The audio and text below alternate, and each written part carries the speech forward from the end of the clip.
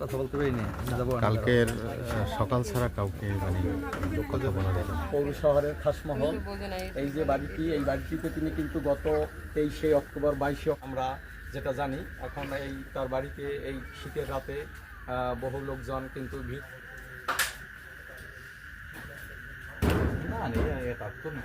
সেই মাদ্রাসায় আমি সেই শিক্ষককে তার কাছ থেকে একটু কিছু জানতে চাই। এখন যে মনে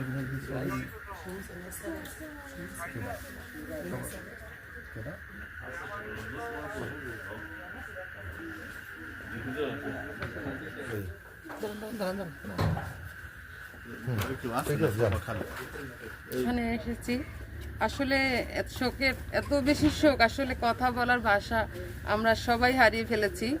আমার কথা আমি আসলে কিছুদিন মানে শুরুর দিকে যখন এর কথাগুলো শুনি তখন আমার মনে হয়েছে যে আমার বয়সে আসলে এরকম একটা প্রতিবাদী কণ্ঠ আমি কখনো শুনি নাই, এই আর কি। তারপর যেটা মনে হয়েছে যে আসলে এই ছেলেটা খুব ভালো লাগছে যখন জানলাম যে এই ছেলেটা আমাদের নলছিটির ছেলে। হ্যাঁ, তখন আমার আর কি খুবই ভালো লাগলো যে আসলেই আমাদের নলছিটির গর্ব। কিন্তু এত তাড়াতাড়ি আসলে এরকম একটা ঘটনা ঘটবে এটা আবার চিন্তা করে আর কি আমরা সবাই মর্মাহত। আর সবশেষ কথা হচ্ছে আসলে আমাদের বাংলাদেশের মতো জায়গায় কোনো প্রতিবাদী কণ্ঠ যে এভাবে রুখে দেওয়া হয়, এখানে যেটা হাদিও নিজেও বলে গেছে যে এর যদি বিচার না হয় তাহলে ভবিষ্যতে কোনো হাদি আর জন্ম নেবে না। তাহলে আমাদের আসলে এই হাদি যেহেতু আমাদের থেকে চলে গেছে, এরপর যদি মানে কোনো হাদি এরকম আসবে না, আর যদি আসতে হয় তাহলে সবাইকে অবশ্যই এর প্রতিবাদে এবং এই যে হত্যাকাণ্ডের প্রতিবাদে জুলাইয়ের মতো আমাকে সবাইকে একসাথে ঐক্যবদ্ধ থেকে এই হত্যাকাণ্ডের বিচার যাতে অবশ্যই এই দেশে মাটিতে হয় সে ব্যাপারে সবাইকে ঐক্যবদ্ধ থাকতে হবে। আজকে এই হাদি ভাই আমাকে লঞ্চসিটির সন্তান, আমাকে খাসমহলের সন্তান, খুব ভালো ছিল, তার বাবা ভালো ছিল। আজ দলের সত্য কথা বলতে যাই সে দুনিয়া দিয়ে বিদায়। তাহলে এই যে বিদায় হয়েছে এই এর যে করছে তার আমরা কঠোর বিচার চাই। এদিন এর নামটা শুধু ওসমান বিন হাদি বলতাম, আমি এই নামের সাথে এখন একটা শব্দ যোগ করতে চাই, বাংলার বীর ওসমান হাদি।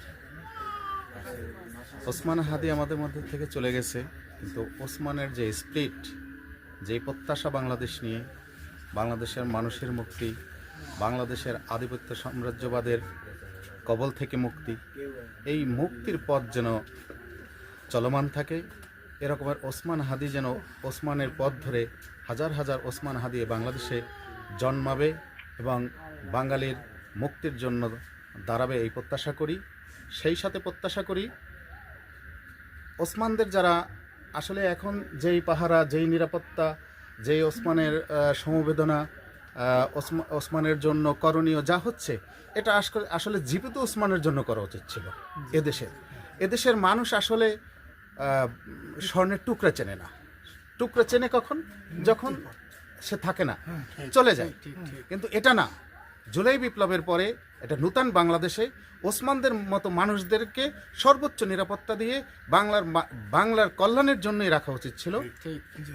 আজকের বাংলার মানুষের কাছে দাবি, প্রশাসনের কাছে দাবি, ওকে বাংলাদেশের সর্বোচ্চ সম্মানে যেন ঘোষণা করা হয় এবং বাংলার শ্রেষ্ঠ বীর হিসেবে যেন আখ্যায়িত দেওয়া হয় না চাই। অবশ্যই শুধু এটা চেয়ে আমরা ক্ষান্ত হই না, আমরা এই সরকারের কাছে চাই এর সাথে জড়িত যারা আছেন, এই গুলি করা থেকে এর মদতদাতা, এর পৃষ্ঠপোষকতা, এর অর্থদাতা এবং দেশের বাহিরে যদি এর সাথে যারা জড়িত আছে সকলের মুখোশ উন্মোচন করে আমরা এর বিচার চাই। আসেন সকলে কালকের সকালে আসবেন, কিন্তু এখন এই রাতে তারা কেউ কথা বলবে না, যেহেতু তারা খুবই এখন মর্মাহত এবং এই এতদিন যাবত তার বোনও খুবই অসুস্থ।